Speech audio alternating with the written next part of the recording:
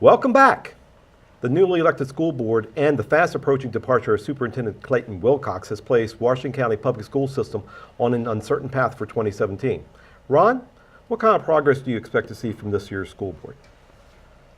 I expect to see progress. I don't think there's a reason that we can't see progress because a couple of people leave. I told Clayton Wilcox to his face the other day in the courtyard at the Maryland Theater, Clayton, I think you made a bad decision to leave.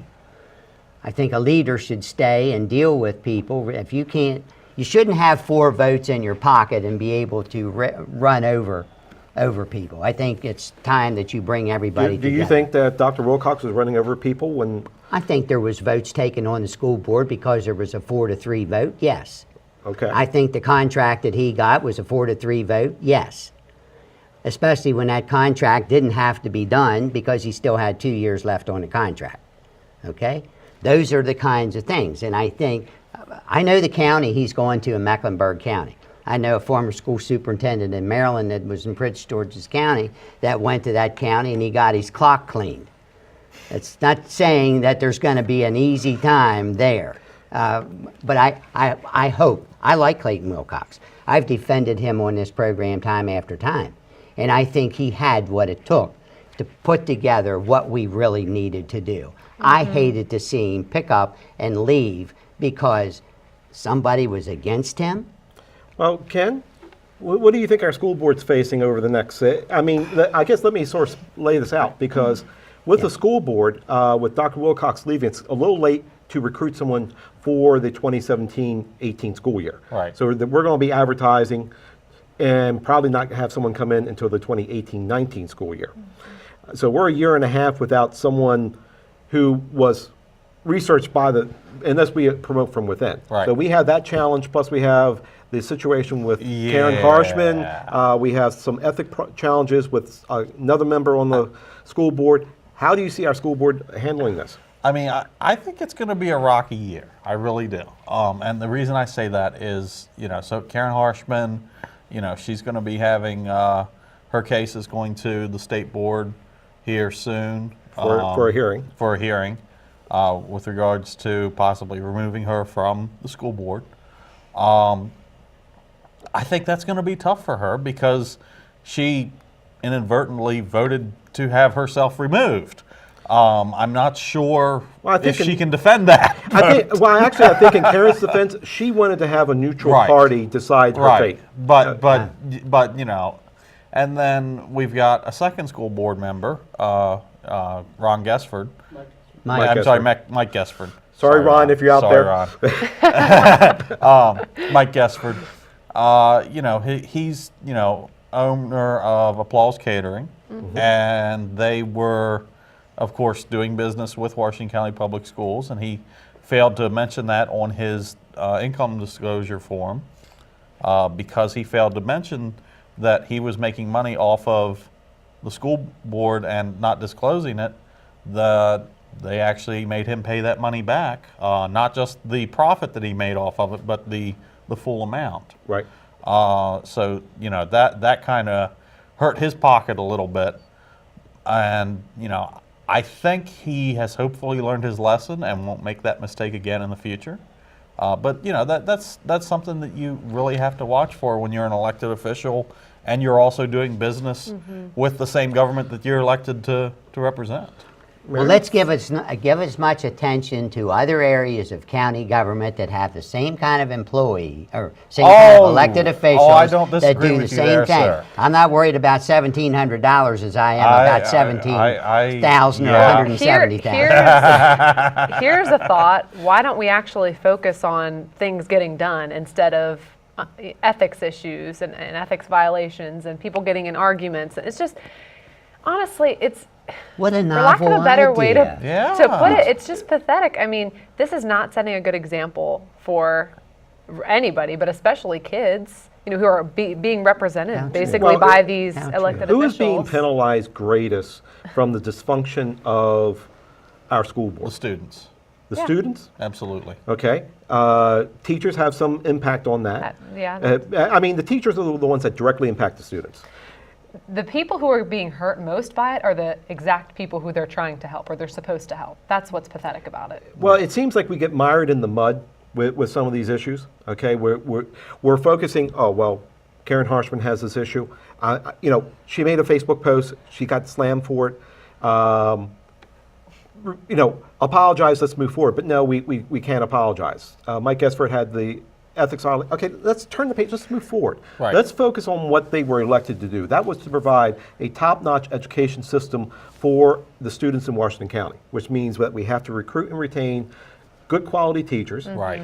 We have to build up the infrastructure around those teachers to give them a decent facility to teach in, decent support staff that is competent and knowledgeable in what their tasks are, a strong management team to support and build. Is our school board doing that? Is that what we see over the next 12 months? Do we see them delivering that to our students? And does I hope. I really hope so. My only concern is that there's too much infighting within our school board right now, that they might be, too focused on, fighting with each other instead of working together. Well, I really hope that they would work together and just put aside some of their personal differences. But I'm hoping that now, when the dust settles, that and because there's some fresh blood, not that the ones who left were the problem at all, that's not what I'm saying, but just there being, new life breathed into the board. I'm hoping that things will change. Well, yeah, I was around a couple individuals on election night, and the way it turned out and the response that they had was almost like stomping on a cigarette butt. Okay, it was, they were in such, flick it down the ground, take your foot, and then grind it into nothing. That's not the way this is supposed to work. Okay, we need less division within the school board. We need people who want to work across the house. It's not a retaliation system. And when I solicited a school board member for some input regarding what's his thoughts regarding Dr. Wilcox leaving, the response I got, because I didn't get a quick response, but I needed something for something I was going to talk about. And then, well, that's not the way you're going to make friends. Really? That's not. I'm not. You got to vote to represent. I'm not looking to be your friend, buddy. That's not why. Okay. I'm looking for you to provide a good quality school system. A couple days ago, or weeks ago, Governor Hogan came to Hagerstown. He stood in the courtyard at the Maryland Theater and talked about $7 million of money he was delivering to downtown Hagerstown. And he had the Barbara Ingram School for the Arts kids singing Christmas carols across the street. Unbelievably how good they were and how they interacted with the governor. And to see that program that they want to expand BISFA over into another building, then on over into the theater, and what they want to do with USMH, University of Maryland System downtown, I think the school board will move forward in a positive way. I would predict that Boyd Michael will become the acting superintendent, and I think he probably deserves it. He's a voice of reason. He's solid and can do the job. I think he's positioned for success.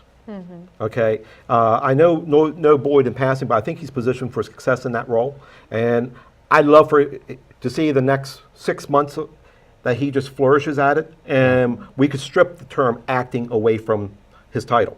Only time will tell, and it may take 18 months because we have to look at how attractive is the superintendent job in Washington County based upon the last 2.5 years that we've had of Washington County School Board politics. Right.